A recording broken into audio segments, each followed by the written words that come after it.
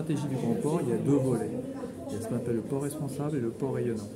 La partie, aujourd'hui, on s'inscrit dans cette logique de port rayonnant, c'est-à-dire évidemment, ça a été dit par la région, également par le vice-président du conseil de surveillance, le port c'est une interface entre la terre et la mer. Et au-delà de la mer, il y a des pays riverains. Et les pays riverains, c'est notamment la PAMESA, puisque c'est une organisation qui représente en territoire à peu près le tiers de l'Afrique et qui est potentiellement nos homologues de ces pays qui en sont en charge des autorités portuaires.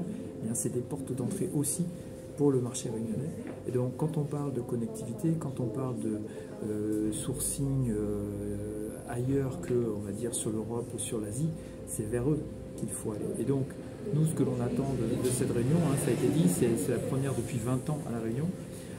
Donc, cette réunion, elle permettra de faire, nous l'espérons, du réseautage, c'est-à-dire de créer, on va dire, des idées et des contacts permettant de faciliter les projets ultérieurs. Le fait d'avoir vraiment le top management de toutes les autorités portuaires de l'océan Indien pour la façade ouest de l'océan Indien, c'est très important par rapport à ça. Et donc, on a déjà, ça a été aussi évoqué, des partenariats avec le Mozambique, dans le cadre d'une convention Interreg.